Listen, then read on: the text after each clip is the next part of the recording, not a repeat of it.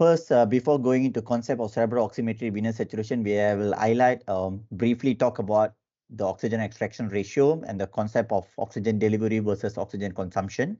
Then we'll go to cerebral oximetry and venous saturation lah. So again, this picture, we'll come back to it. So you have your atmosphere SvO2, partial pressure of oxygen in the atmosphere. Then once you breathe in, you get partial pressure of inspired oxygen. Then it goes into your partial pressure of alveolar oxygen. Then from alveolar oxygen, then it get exchanged. The oxygen goes into your RBC, so you get partial pressure of arterial oxygen, saturation of your arterial oxygen, and we measure the oxygen content in the artery, CaO2. So the arterial system, along with your oxygen delivery, DO2 is oxygen delivery, so cardiac oxygen content times your flow, it goes your oxygen delivery, DO2. So it goes in your artery, again partial pressure arterial oxygen, SaO2 and CaO2. It goes to your organ where it get consumed, organ consumption occurs, VO2.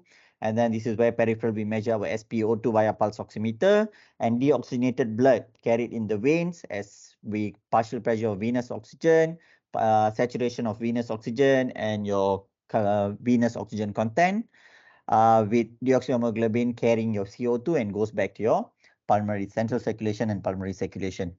So the arterial oxygen content versus venous oxygen content. So the oxygen that being delivered to the organs is arterial oxygen content.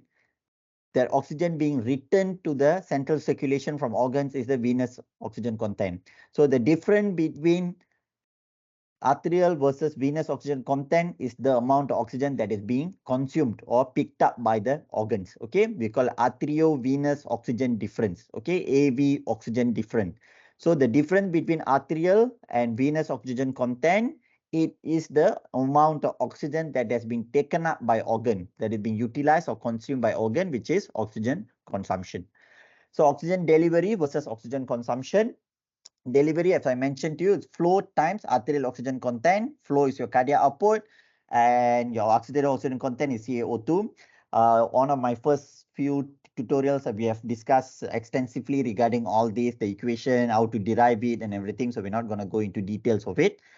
Then we come to the concept of oxygen consumption. Oxygen consumption, as I mentioned, is the arteriovenous difference, oxygen difference. How much of the oxygen is being delivered, how much of the oxygen being returned. The difference between these two is the oxygen consumption times the flow you will get in milliliter per minute.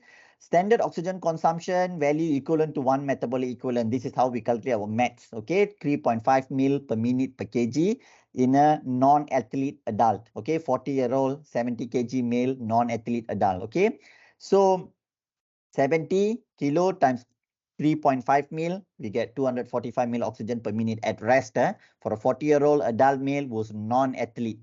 Okay, so range from 240 to 260 mil.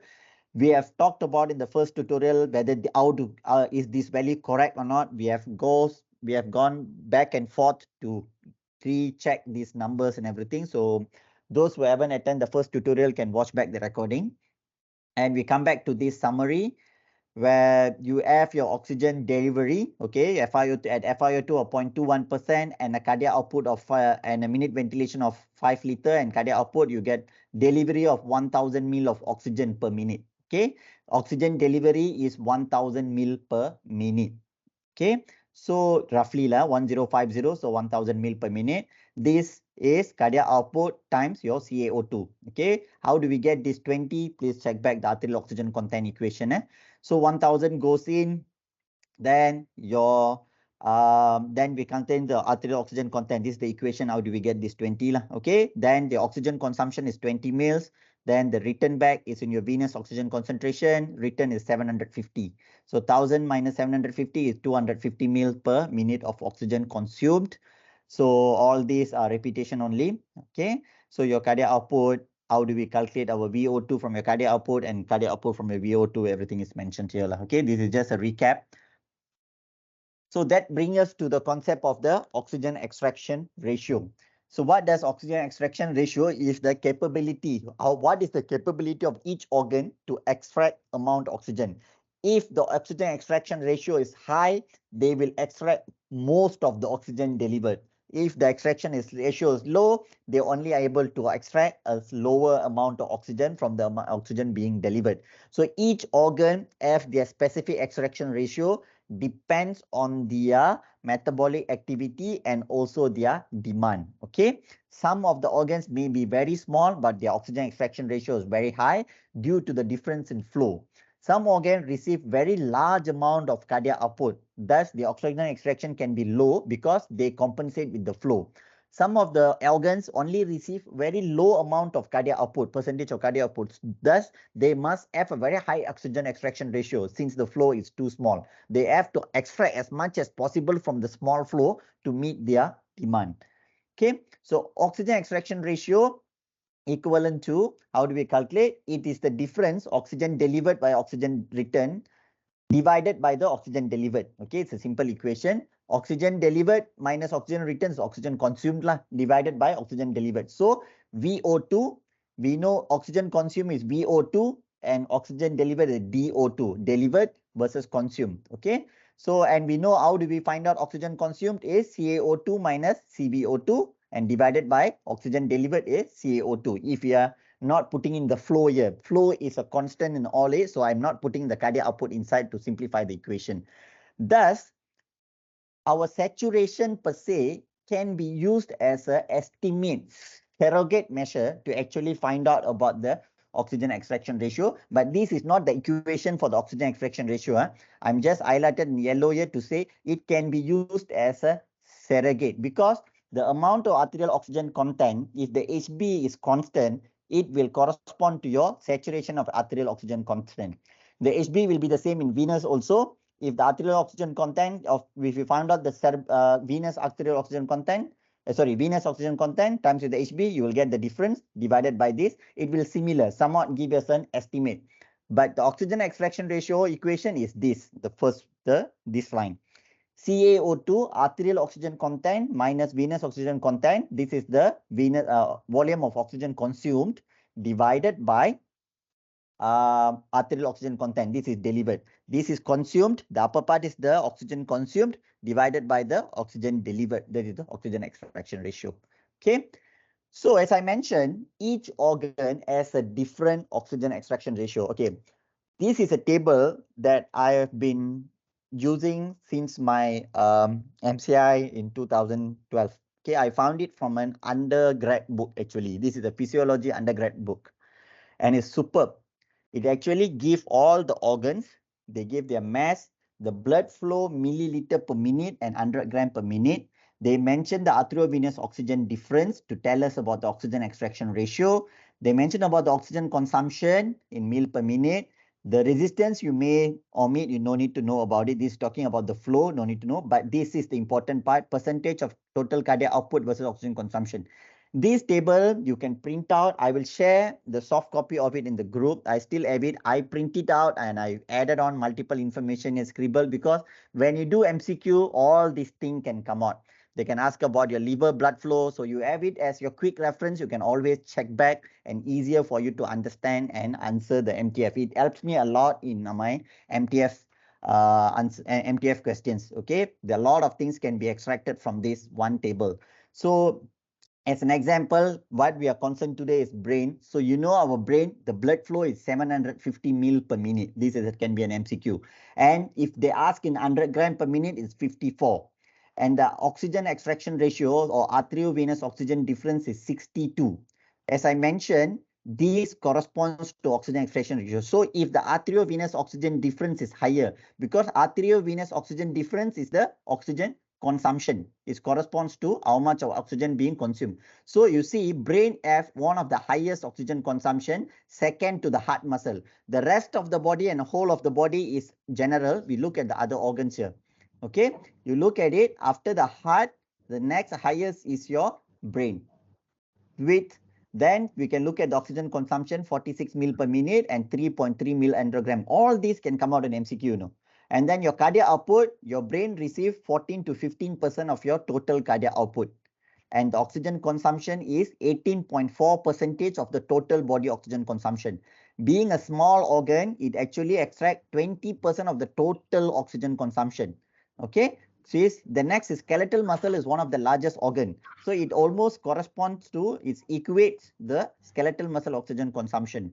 So next, just for the completion, say if you look at heart have a very high oxygen extraction ratio. Mean the oxygen consumption is very high. Why is it so? Because they have to compensate for the very low flow they're receiving. You look at the blood flow from the total cardiac output, the heart muscle.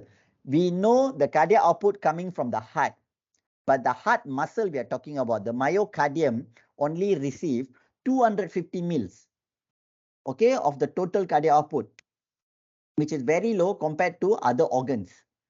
So that's why, since the flow is too low, they have to extract as much as possible to compensate for their needs. Okay, there are few organs not mentioned here, which very quite frequently asked is one is carotid body and thyroid gland. Please find this information and add it on your own. I have on my own notes, I have put some information scribble. I will share that as well. Carotid body receives almost 2000 ml per minute because it's not for the demand, because carotid body acts as a baroreceptor. So that is why the large flow goes into carotid body and thyroid gland. And the skeletal muscle, this 840 ml per minute can go up to 20,000 ml per minute, because in every exercises, okay, in every exercise, the skeletal muscle blood flow and the oxygen consumption increases tremendously. So we concentrate again on the brain. So we can look at it, brain have a higher oxygen extraction ratio. So this is what I want to highlight. I will come into the reason why I'm highlighting it here. So again, brain, it receives 15% of the cardiac output, 750 mils per minute with 54 mil per 100 gram per minute. All these can come out in MCQ and SAQ. That's to oxygen consumption is 46 mil per minute, which is around 3.3 mil per 100 gram per minute. Equates up to 18 to 20% of the total oxygen use. Okay, 1/5 of the total oxygen body oxygen consumption is used by the brain, and we know brain needs glucose and oxygen to survive. Okay, just an extra info. 20% of the all oxygen be used by brain, and then within 1 minute of anoxia, total oxygen cutoff, brain cells will begin to die, but survival is still possible. 3 minutes, serious brain damage, around 4 minutes serious brain damage will be likely. 10 minutes, almost very probable, patient will have a very serious brain damage. After 15 minutes of total anoxia, I mean patient does not receive oxygen, patient will go into irreversible brain death. Okay, in our ALS, we talk about clinical death and brain death. Biological death. Clinical death where your heartbeat stops, but it can be reversible. You can revive the patient. But when you have a biological death is when brain death, that is not reversible. So that brings us to the concept of SaO2 versus SvO2. We have talked yesterday about SaO2 and SvO2. When we talk about arterial oxygen saturation and venous oxygen saturation, please forget the pulse oximetry concepts. There is no light involved here. There is no red light, infrared light, everything. There is no pulsation. This is direct measurement. You have to take a blood sample, arterial blood sample or venous blood sample. So the concept of pulse oximetry, whatever I talked yesterday, is not coming into here. We are not talking about pulse SpO2. We are talking about SaO2 and SvO2. These are direct measurements, okay, by taking a blood sample. Is an invasive method. So SaO2 is from ABG, SvO2 from BBG, SpO2 is pulse oximeter. This is non-invasive, the other two are invasive. What we're going to talk about here is this SvO2. We have talked about SaO2 yesterday. Okay, SvO2, we have two different types of oxygen, venous oxygen saturation. One is mix of venous oxygen saturation with just a V, and we have a central venous oxygen saturation with CV. Okay, why does it, the difference in everything we come into now. Okay, this is your circulation. From your right heart, you have your pulmonary artery. Okay, from your right heart, your venous drainage from the lower side of the body goes through your inferior vena cava. This is your inferior vena cava, enters your right heart. And your upper part of the body, head and neck, the venous drainage is drained by superior vena cava, entering your right heart as well. And then blood from the right atrium goes into right ventricle, goes through the pulmonary artery. All these are venous blood. So why then it goes into your pulmonary artery. So this is your superior vena cava, inferior vena cava goes into your pulmonary artery. Okay. So when we talk about mixed venous oxygen saturation, we are talking about the blood sample that taken from this pulmonary artery because it is mixed with inferior vena cava and superior vena cava. It's a mixed venous oxygen saturation. Okay. So we are going to take it from this. We look at it. We have this is your superior vena cava. This is your pulmonary artery. If you are talking about mixed venous oxygen saturation, it is mixed from superior vena cava and inferior vena cava. So we're going to take it from the pulmonary artery. Please mute. Whoever haven't mute, please mute. So that is why it's called mixed venous oxygen saturation, because it's as both inferior and superior vena cava blood. Whereas when we talk about central venous oxygen saturation, as we say, we have central venous catheter. Our central venous catheter is most of the time inserted into superior vena cava. We talk about IJV or SCV. So your SCV, subclavian vein, or IJV, they are tip of that both either subclavian vein or interjugular vein will lie in the superior vena cava at the tip of the right atrium. So when we talk about central venous oxygen saturation, we are talking about taking from the central venous catheter, central line. Okay, central line means you are taking what? Superior vena cava. So this only carries the blood that comes from upper part of the body or head and neck, mainly the head and neck brain for cerebral venous drainage. Whereas mixed venous oxygen concentration contains both IVC and SVC. So that is the difference. So SvO2 mixed venous oxygen saturation, ScVO2 central venous oxygen saturation taken from central venous catheter, which is inserted IJV or subclavian vein, where mixed venous oxygen taken from pulmonary artery. The normal value for mixed venous oxygen saturation is 60 to 80%, ranges from this. ScVO2 is usually more than 65%. Invasiveness, this is inserted by PA catheter, very highly invasive. Central venous catheter also invasive, but not so as compared to SWAN. So the physiology of it, your SvO2, mixed venous oxygen saturation, in physiology in a healthy individual, SvO2 is always higher than ScVO2. This value is always higher. Okay, this is usually 70, 75 like that most of the time, where ScVO2 will be lower than this. So mixed venous oxygen saturation is always higher than central venous oxygen saturation because, as I mentioned, your central venous oxygen saturation is inserted in superior vena cava, where it drains the head and neck, where it mainly drains the cerebral venous drainage. And we have talked about brain having very high oxygen extraction. So since the brain already taken up most of the oxygen from the blood that has went to the brain, so the venous drainage that coming into the superior vena cava, when we take the blood sample from central venous oxygen saturation, that blood will have a lower oxygen saturation compared to the mixed venous oxygen saturation. Okay, so that is the reason. The oxygen extraction ratio from the cerebral system is very high. Thus, the central venous oxygen saturation is lower compared to the mixed venous oxygen saturation, which drains the whole system, SVC and IVC. It's a mixed because got both. Okay, so this is the idea of it. So this is in LT people. What happens? When is the reason when your ScVO2 means this one become higher than this one? Usually this is higher, this is lower. Which the condition? This one is higher and this one is lower. Okay, it happened in anesthesia in a patient who have increased CBF and depressed metabolism. As I mentioned, your extraction ratio is related to the flow. When you have a higher flow, you will have a lower extraction. When you have a lower flow, you will have a higher extraction. Best example is your heart. Low flow, so very high extraction. So, but when in anesthesia, when you give induction drug, the causes increase in cerebral blood flow and the metabolism of brain, cerebral metabolic rate, CMR of the brain is reduced. CMRO2, cerebral metabolic oxygen consumption is reduced. Thus, the oxygen extraction ratio is reduced. So, this ScVO2 will go up because less oxygen being extracted now. So this value will be higher than this value. That is one. Again, the same concept in patient with HI stands for head injury, brain trauma.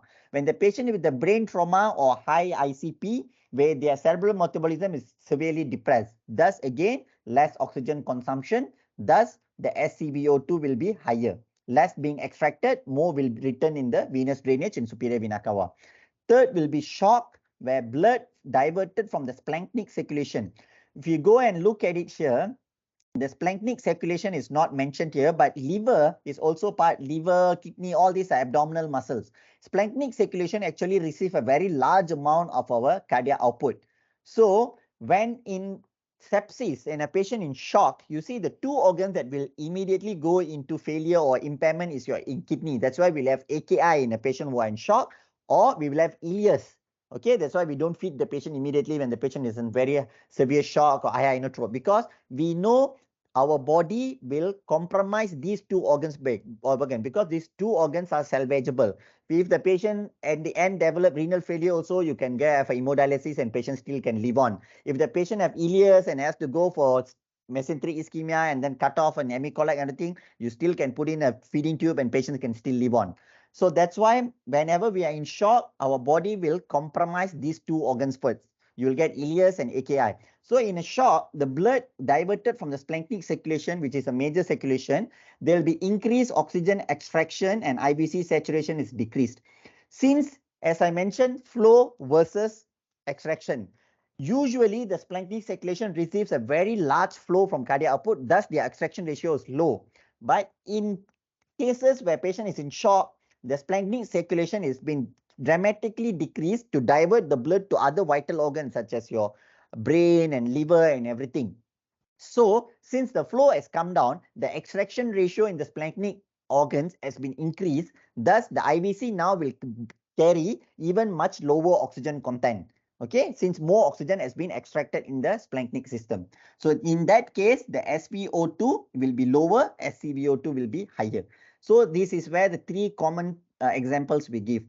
Then other data generated from the PAP, this is related to the catheters lah. And this evidence you all can just ignore, no need to worry. And complications also nothing. I just want to highlight this upper part. Okay.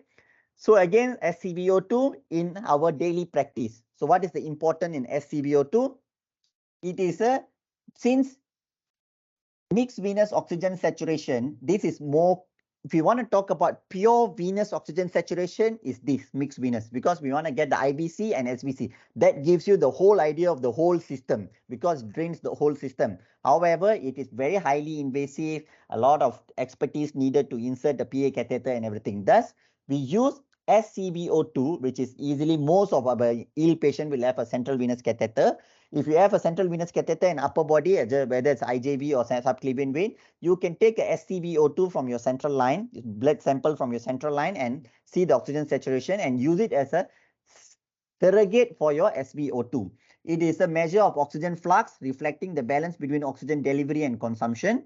Advocated by the surviving sepsis guideline as a part of the early goal-directed therapy for septic shock. So in septic shock, we usually want to aim SvO2 of more than 70%.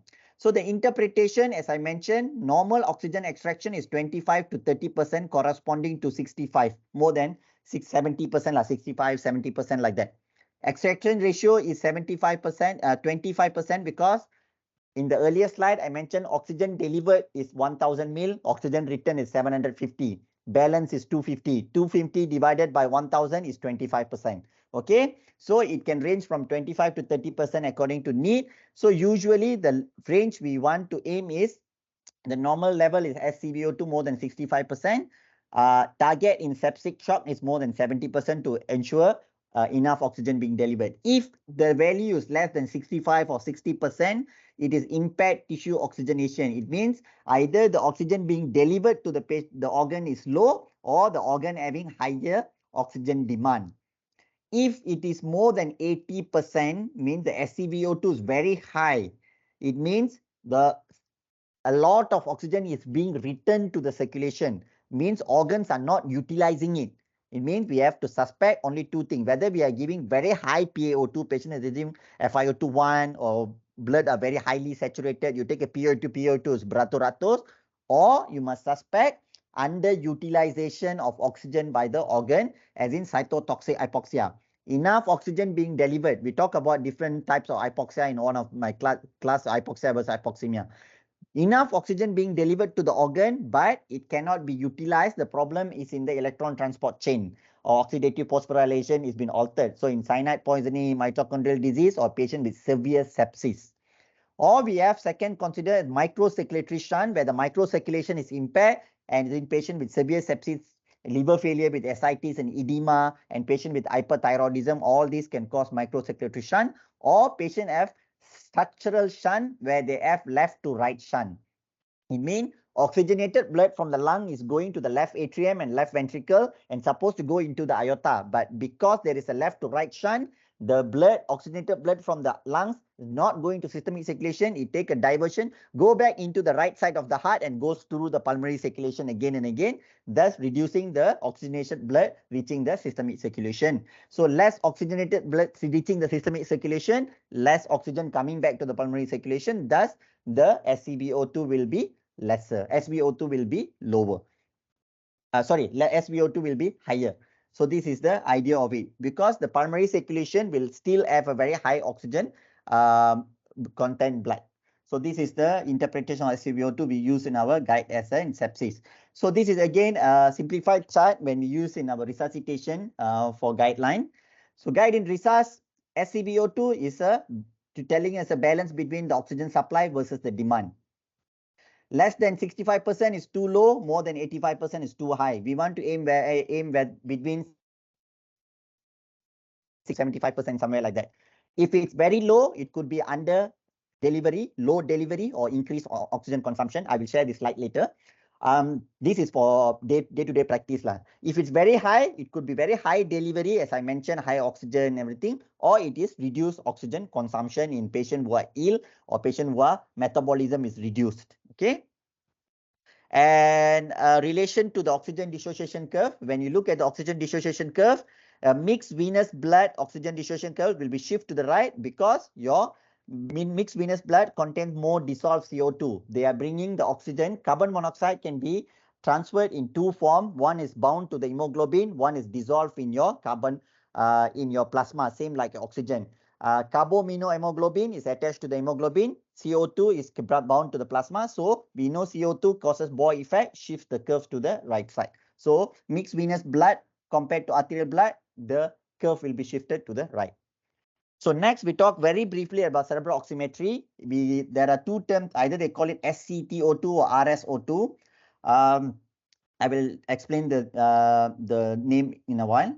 So we know this is a few things where we apply it. You can apply it in multiple places and everything. This just to show the picture to you all. How does it look like? Then there's different companies using it, different monitors and everything.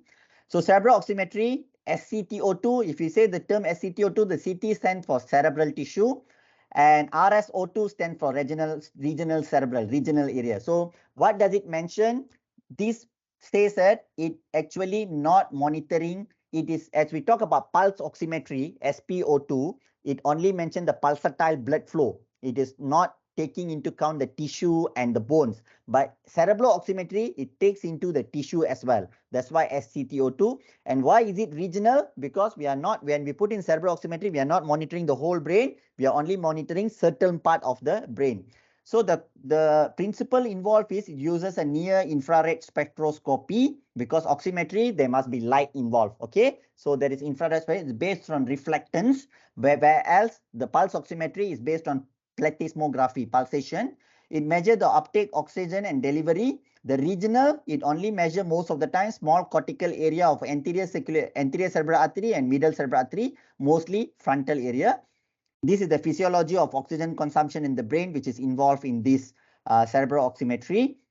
So RSO2, STO2, what we aim to aim, they usually are around 10% different between right and left cerebral oximetry. We will put in this one. Usually there's a right and left measurement. This side right and left, or they have a two different sensor for both sides. So it will have a difference between 10 to 10%. It should only have 10% difference, not more than that. Okay, right side to left side shouldn't have, one side 50, one side is 55, which is 5% difference, so 10% difference. Okay, not very large difference. Allow not more than 20% different baseline. We usually apply the cerebral oximetry before induction, so we can get a baseline and we set it. So after that, we can monitor, as goes to other vital signs, even cerebral oximetry, you should not allow it to drop more than 20% baseline. In a patient under general anesthesia, usually aim more than 50% to make sure the brain receives a proper oxygen saturation. If RSO2 drop, let's say when your case is ongoing, suddenly the cerebral oximetry value drop, what you're supposed to do as usual, when your SpO2 drop, whatever you do here as well. You increases your FiO2, you increase your cardiac output, as in you increase your BP, you increase your fluid, MAP is increased, and hemoglobin. We know all these are oxygen carrying oxygen delivery factors. So whatever the factors can improve the oxygen delivery, you increase it. We hypoventilate the patient to increase the carbon dioxide level, because we know hypercapnic patient causes vasodilatation and increases the cerebral blood flow. Not very high, we slightly increases the CO2 temporarily, and we try to decreases the oxygen consumption of the patient, as in we pick the patient cold. In bypass cardiac surgery, we keep the patient cold so we can drop the cerebral oximetry even more, a bit lower. So hypothermic in patient deep hypothermic circulatory arrest, we know oxygen temperature drop, 1 degree temperature drop, it reduces 7% drop in requirement of oxygen, cerebral metabolic rate of oxygen requirement. Okay. So differences, both are based on Beer-Lambert's law, as because both are oximetry. So whatever about the concentration and the length traveled by the light, both concept applies here. But the plethysmography, pulsation does not apply here. Here it's reflectance. And in pulse oximetry, we have red and infrared. Here we only have infrared only. Okay. And pulse oximetry, due to pulsation, cerebral oximetry, looking into entire non-pulsating field to derive tissue oxygen saturation. So that is the main difference. Here plethysmography, here reflectance. So that's why it's SCT, cerebral tissue oxygen. Okay. It requires more wavelengths to account for light loss from the other elements as melatonin and all these things. Tissue sampling, if you can see, it is only measure the frontal or cortical part. There's a regional cerebral oxygenation, not the whole thing. Tissue sampling primarily 70 to 75% venous, whereas your cerebral pulse oximetry is mostly arterial. Okay, less 20 to 25% arterial blood, not dependent upon pulsatile flow. That's why it's mostly dependent on venous. So pulse oximetry, arterial blood, pulsatile flow, plethysmography. Cerebral oximetry, venous flow, non-pulsatile flow, reflectance. But both uses same law, Beer-Lambert's law. So again, this SaO2, arterial oxygen saturation, pulse oximeter, arterial blood. Venous oxygen saturation is venous, not talking about pulsatile. Cerebral oximetry, tissue. Here, these two are blood, arterial blood, venous blood. Pulsatile, non-pulsatile. But cerebral oximetry, both arteries and vein, but mostly vein. Okay, and also tissue. That is the difference between these three. Okay, that's all for today.